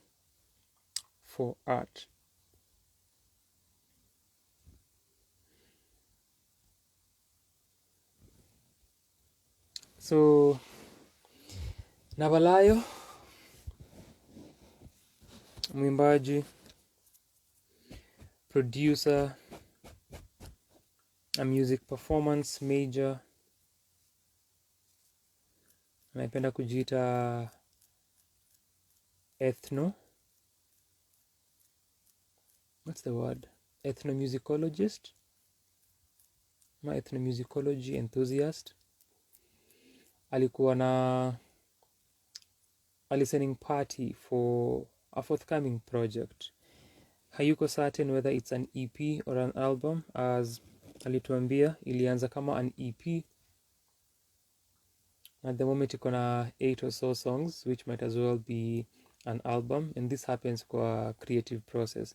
You start something as a song, or you start something as a verse, ukitarajia iko ya song, it ends up being an EP.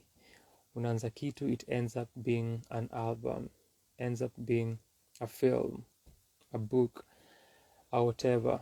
So alianza kama an EP, na even prior to that the foundation was alikuwa amechukua class ya production na Santuri East Africa.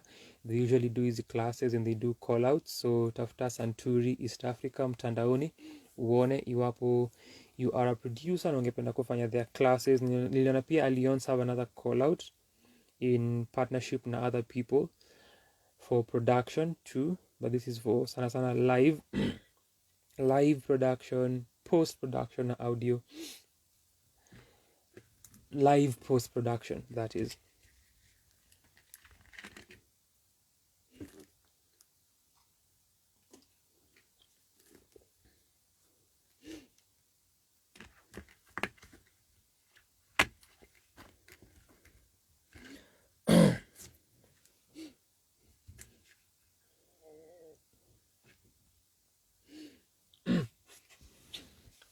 So alikuwa part of one of the classes na akapewa an assignment. Hiyo assignment alijibu na 2 tracks, baadaye akafeel anaweza build upon this idea further, and that is what became the EP. And as creativity happens, more and more ideas keep coming na imeprogress. Saizi ni ina border kukua an album, EP borderline album. So hiyo ndiyo session alikuwa nayo, inaitwa Ipo, IPO. Na Ipo ukiangalia hapa Instagram account ya Nabalayo, utapata ame-explain kule ilitoka. So mimi niliamua nijisave hadi nisikie from the horse's mouth live and direct, nisijaribie surprise akisema kule idea ilitoka. So alishare na sisi as part of the audience, then akasema kuna a question that Ipo is supposed to answer, na hiyo assignment walipewa class. Swali lilikuwa, what is the future for East African music, ama kitu along hizo lines. What's the future for the music from East Africa, the music of East Africa, or East African music? So vile nimesema, alijibu na nyimbo mbili, then akaamua kuendeleza the idea na ikawa a project. So hilo ndilo swali Ipo as a project ina jibu, ama ina attempt kujibu as scholars na academics would say. So we went and experienced the listening session. Alikuwa ameweka kwa social media platforms zake, mimi nilijulia papa hapa Instagram. Idea ya listening session, and artists have so many projects this year. Hey. Wasanii hawataki tutulie at all, project after another. So I'll share the idea of the listening session. akasema anaifanya in 2 days, so itakuwa Saturday na Sunday, capacity ya 30 for each day. Then the charges ilikuwa so 7. On top of that, alishare ambiguously where the venue would possibly be, but akasema utapata the exact details allocation after you get your ticket. Then akashare pia the program ya kile ita happen. So alikuwa na anakuanga pia a visual artist, so ukiangalia cover zake za nyimbo na project zake ni yeye uzifanya, na akona a specific style, akona a unique style that ukiona unajua this is Nabalayo, huyu ni yeye. So ali share the poster which also had the details za the program ya kile inafaa kugo down from time yenye watu wanafika, which was supposed to be from 2 p.m.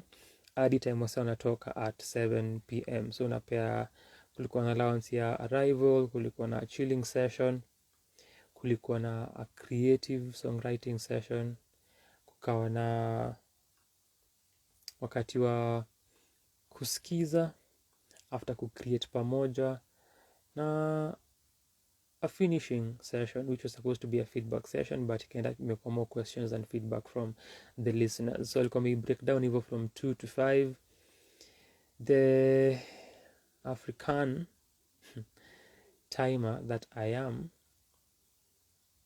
got there mapema, and then the African timers that the rest of the people are walifika amechelewa. Lakini mimi na ndugu yangu Irauka tulifika huko watu wa kwanza, all the way from east, all the way from the dungeons of Eastlands hadi hiyo land ingine huo upande mwingine wa dunia, Kajiado.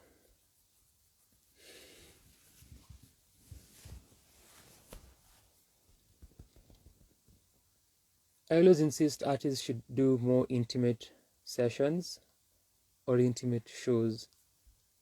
They are usually an amazing way to go. Of course, dependent on what you want to achieve. So this one worked well for this listening session. Ilikuwa, you have to be an enthusiast, a supporter, a fan, or msaku curious na mziki ya Nabalayo, ndio ugetiko na uende for a listening session for hii project yake. Inafaa kukuwa second project yake solo at least, kwa sababu kuna changanya iliyotoka in October 2020.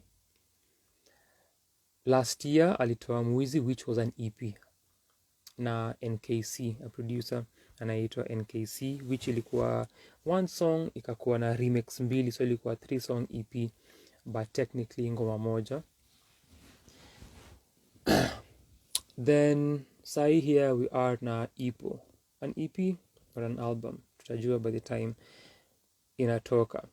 So ili work, na nilikuwa nasema your idea ni a beautiful thing because you also want your listening sessions zikuwe fruitful. You're at the end of it, unatoka na kile umeachieve kama msanii mwenye amefanya this session. Your audience pia imepata chance ya kuinteract na wewe in an intimate setting, in such a tight-knit environment. Me converse, meongelea the music, and we've just been in a space together na me chill generally. And that is usually a great approach in a building rapport, in a build also your community, in a build your audience pole pole. Na it's difficult to do, or it could be challenging to do. It can also be very easy to do or easy to do.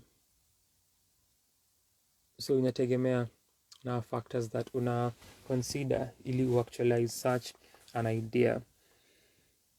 But it's a commendable thing to do, whether you want to do it kwa a large scale level or a small scale level. Bado ni kitu commendable sana. So tumetolewa huku tukafika in the depths of Kiserian for the listening session, and ilikuwa, as I've said, ilianza kama imechelewa because of the people, the African timers that people are, but ilikuwa a great session. Actually, before ianze, people were chilling and interacting. Then kukawa na the creative session. So ilikuwa a short writing session which I've seen happen kwa show that tulifanya mwaka ukianza, that nilikava mwaka ukianza. Was it that one though? No, that's another one. Nilikuwa na confuse na the Pata Sauti anthology launch at Lavalate, because that show yenye nasema ilikuwa Lavalate ilikuwa show ya Nicole, Agneta na Jazia. They were having a show at Lavalate, and kuna point they did that where mnaandika a piece together using the words that people come up with as they string a sentence. So I've seen that idea there. Pia leo Nabalayo alitumia for the creative songwriting, the live songwriting creative session with watu wenye walikuwa huko, just a small sized audience. So ilikuwa mna create sentences na li approach in verse format. We were using around 4 sentences for a verse, or 4 sentences for a verse. Now I think for 2 verses, if I remember correctly. So you build until where I feel ni a complete sentence, then we start again, we continue, then start again, hadi to build the entire verse. So after this interactive session, kile alifanya ni anaiinterpret kwa obokano, then anaicheza na anaimba. So a creative idea in a capture process, and process is usually interesting. Creative process is usually interesting to witness, something that also artists can tap into more, and that is the format that people use waki share BTS, for example, because we want to see this final product, how did it come about. So inakwanga intriguing na exciting na fascinating for the audience ukishare now the creative process. So nimeshare videos on my Instagram stories. If you're watching this on YouTube later, this does not make sense to you at all. If you're watching this sahi, maybe hujaziona, unaweza ziangalia. If you're watching this within 24 hours after nimetoa hii video, unaweza chance upon them. You can see them accidentally. You can plan the accident. Useme, umeziona by accident, as nimesahau the name of the character alifanya kwa Pride and Prejudice ikianza. But the videos that nasema, kuna some videos za the evening, but kuna two specific ones zinazo capture e process. Moja, Nabalayo akisoma what tumeandika, then akiplay kwa obokano, akiinterpret na akicreate in the moment. Always beautiful kuona creatives in their element, na kuona this idea which was not existing before.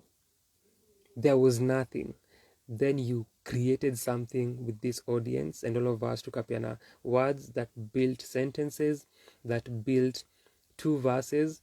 Juu nimekumbuka the second verse had to do with kijiko love.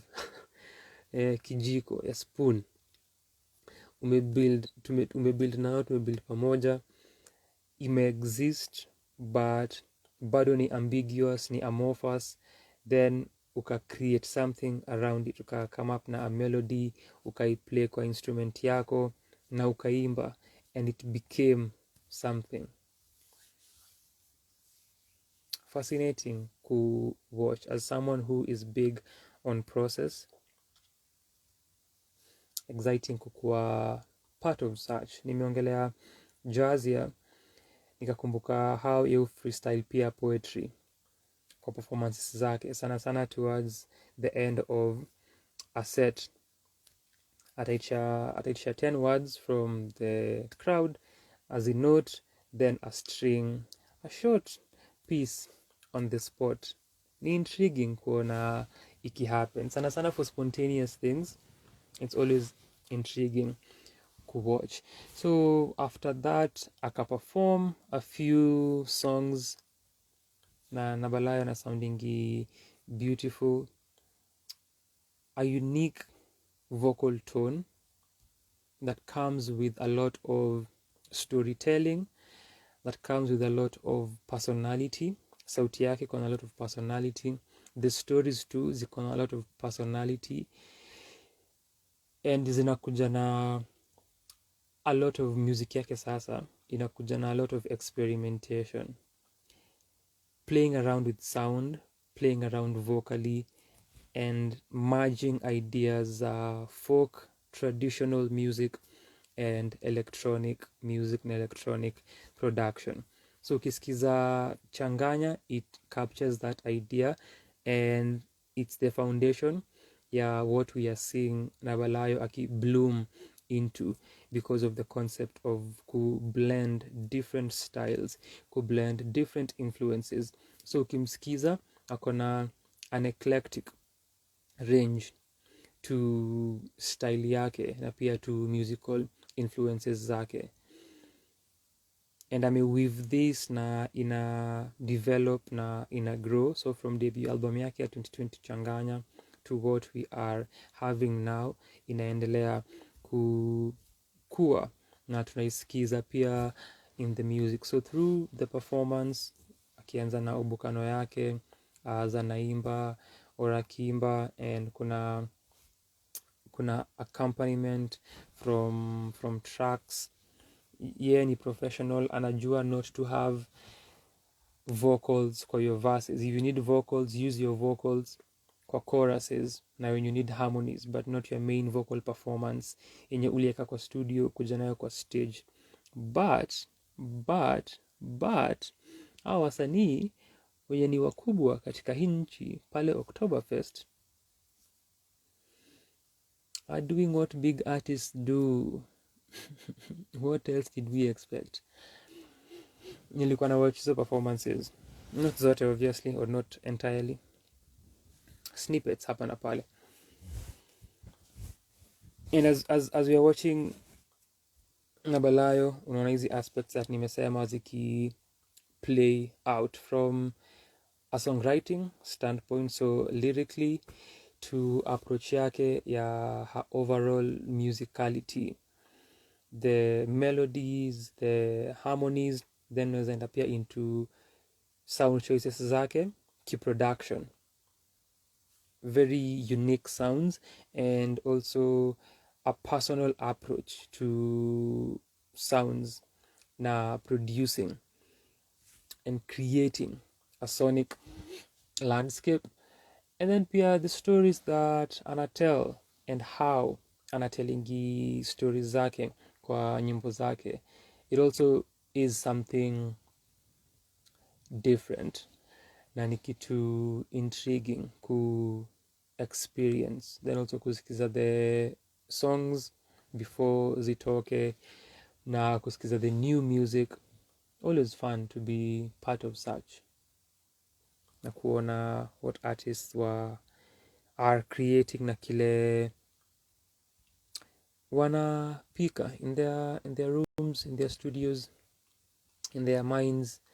That is what we experienced. Then the last part of that ilikuwa tu kuuliza maswali. So as we were leaving, alikuwa anatuambia how amekuwa na two diverse crowds for the two shows, ya jana na ya Saturday, kwa sababu walio kuwa huko jana, sisi after the listening, the audience had questions to ask, so ilikuwa question based, watu kuuliza maswali. Watu walioenda Saturday walikuwa na things to say more than kuuliza maswali. So for them ilikuwa a feedback session, which is what ilikuwa pia ikue for us. Watu wakaamua kuuliza maswali, then for them walikuwa na give feedback. Alisema ilikuwa very interesting kuona hizo differences, but alisema ali have fun on both days na ali enjoy the experience completely. Similar to mimi kama attendant of the listening session, I'm looking forward to the final product, nione how ita sound na ni experience na gadgets zangu. Hatujui time mtatoka though, there are no dates, but the listening ili go down. Kitoka this year, it's more and more work to do, because wasanii wame decide this is the year of releasing music. Too much.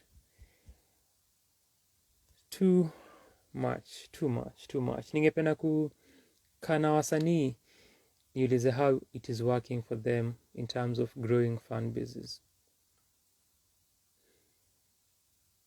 Sana sana for artists wenye wako na the same audiences, how that is for them and the kind of feedback wanapata with projects sana sana.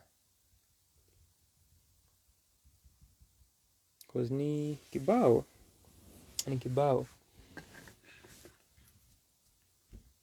Another thing as part of the experience yenye lazima niseme ni the process before kuenda and the way that ulikuwa una register through link kwa bio yake, ilikuwa Google Doc, una fill in the details.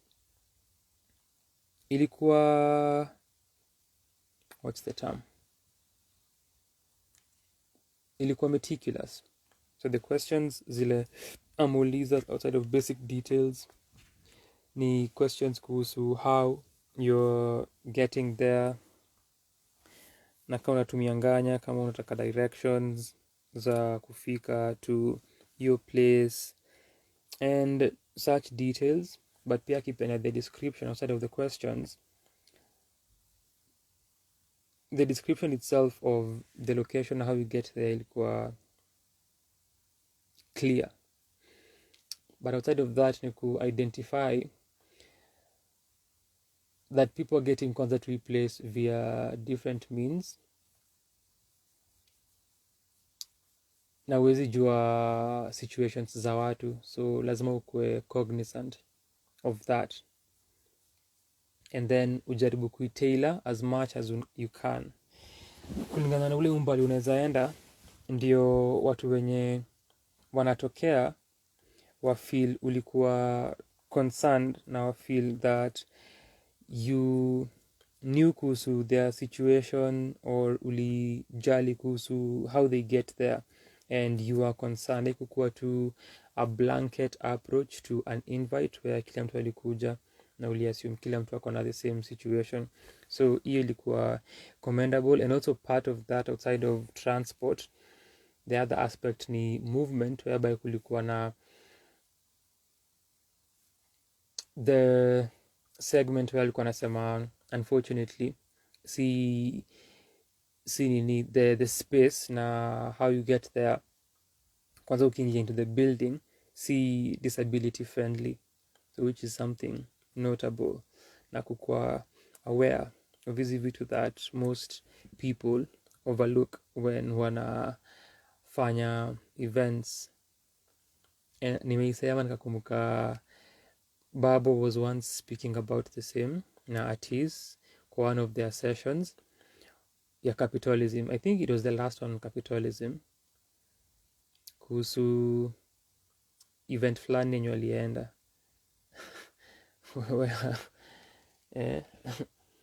only if you are of a certain class unaweza reach to hizo places, because access ya matatu problematic na vitu kama hizo. So nimekumbuka as I'm speaking about this. So hivyo kwa considerate na aware hivyo ni muhimu sana. Then once you registered, na ulisema unakuja na nganya, ulipata an email, a follow-up email with all the details, with the directions and how you get there, na other nitty-gritty za vitu unazohitaji. Nilikumbuka the other time nilikuwa hizo side za Rongai, ilikuwa when our brother Roger was taking us to the forest. Pia Roger ni mtu wa maana sana. Nimemtaja hapa, alitufanyia sound for our interview na ROMI. Roger is mtu wa maana sana, mtu wa maana. When alipeleka watu msituni, pia alikuwa meticulous na kuambia watu what they need. So you're spending a night here, we might as well give you some details za vitu zile unahitaji kufanya your stay ikue convenient na smooth. So such things, such important things as far as event organizing. And also you need people wenye wanaweza kupatia hizo thoughts na wakue overlookers ama overseers, kwa sababu unaweza miss some things. So it's also important kuziangalia in that manner, uconsider wenye wanatokea katika hizi events. Huu umbali tuliosafiri, kaka yetu Rauka alikuwa nadhani kila mtu kuwa kama yeye, na ndugu yake Roger, wakati yenye walipeleka watu for a show mahali fulani, wakaamua wanapatia watu transport ya kufika hiyo place. Wasanii need money, artists need money. You will pay for these events, na mta travel mwende huko msikize mziki. Not everyone is like you. Umesikia Roger na Sam?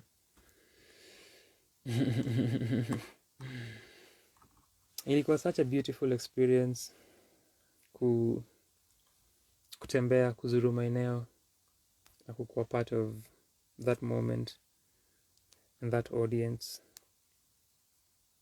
meet people.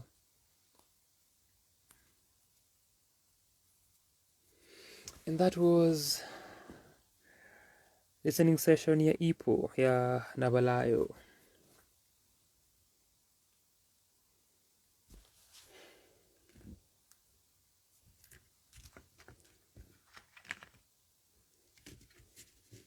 On meeting people, tulipatana na someone that I mentioned earlier.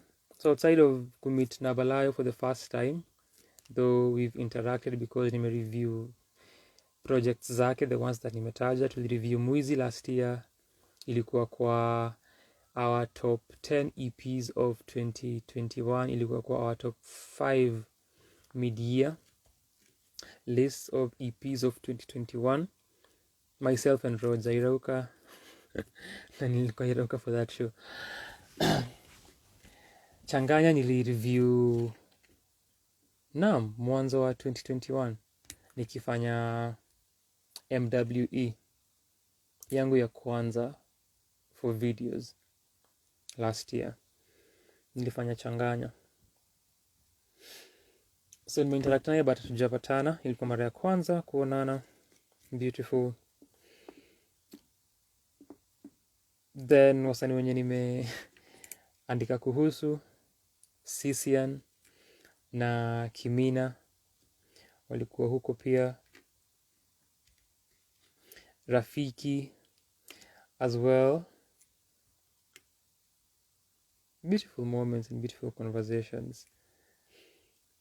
Then the person that I mentioned na amekuwa a huge pillar since I discover our existence, kutumia maneno ya Walami, I discover Sanaa kwa sana. Morio, tulipatana na Morio huko. Ilikuwa fiti sana kulink up na Morio after very many years, very very many years. Aligundua tuna exist, aligundua na exist mtandaoni, tumeinteract online for the past few months sana.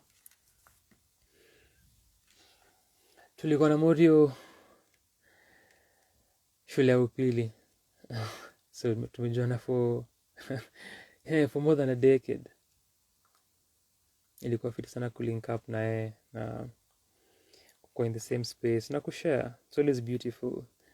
Na someone else who was here, sijui bado yuko, I am presuming ni yeye ako part of the people who are still here.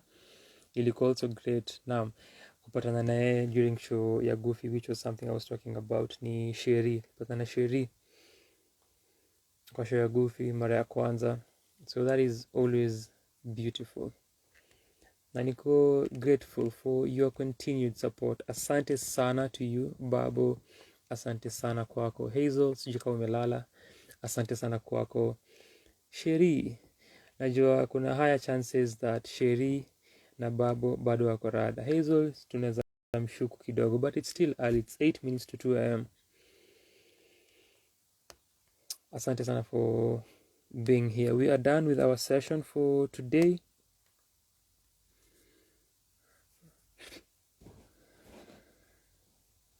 Mziki ya Wiki 2.0 coming out in a few hours.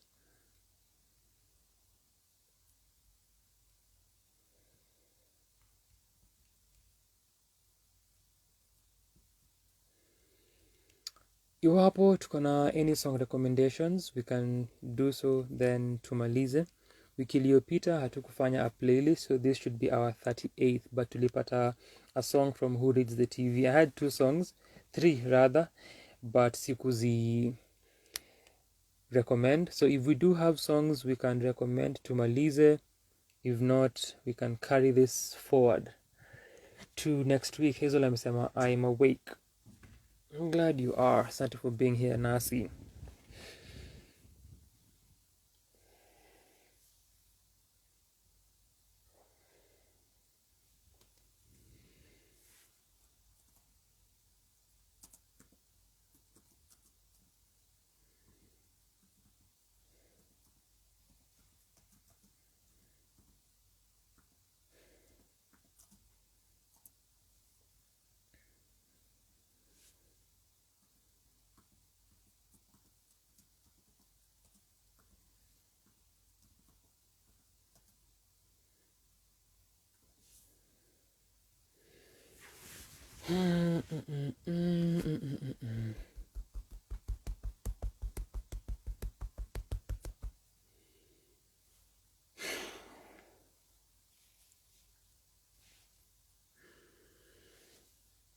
Sheri, sijui kama umesoma my review of Gufy's show, ulikuwa huko.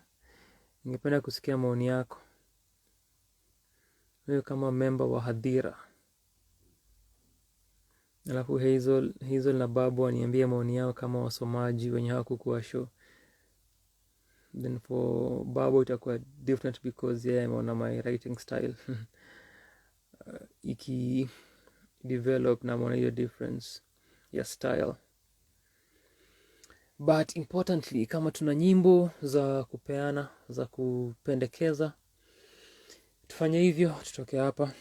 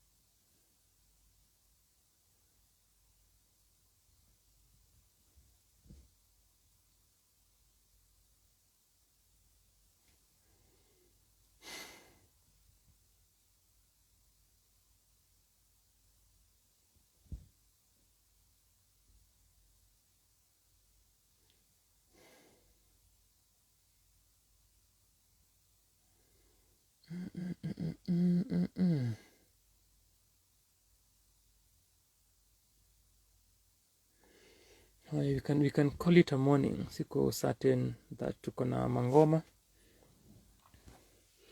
Tunaweza malizia hii session hapa.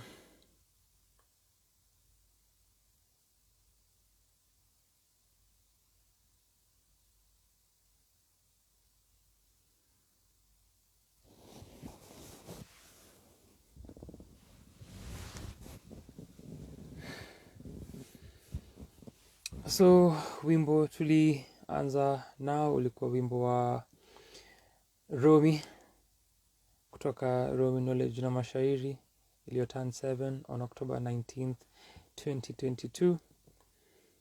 Wimbo wenyewe ni song number 13 on the album called Luna. Wimbo tunaomaliza nao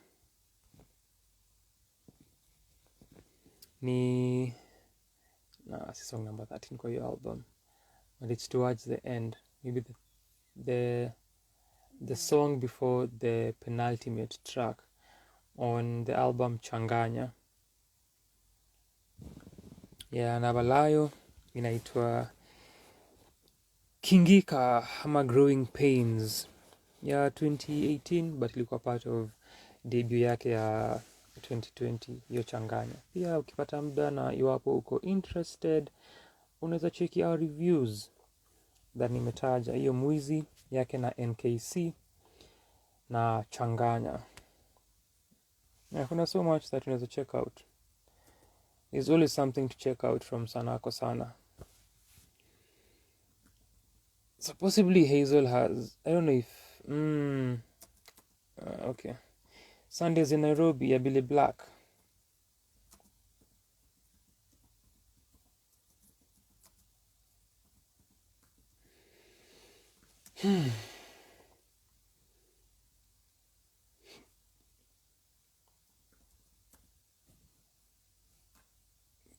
So nita confirm, but as far as now haipo hapa. Maybe I will figure that out. With that being said, shukran sana for your time on this Monday morning at 2 almost 2 a.m. a minute to 2. Shukran sana.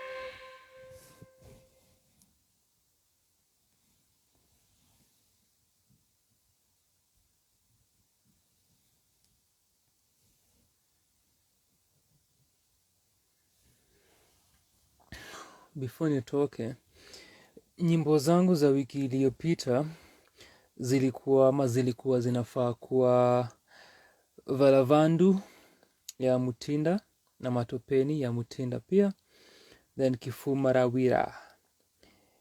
Kifumarawira ya Lugoro Cultural Group. Za leo ni mbili, Mwizi na Mwana wa Gorofa za Nabalayo. Tutaunda hii list. These songs can fit actually for a list, so ni combine my 3 za last week. The one that we got from Who Reads the TV was Clef and Bandana's Stop, so that one plus zangu 3 ni 4 plus za leo 3 ni 7. Basi yeah, that's our playlist, our 38th one. Haya, asante sana kwa mara nyingine kwa wakati wako.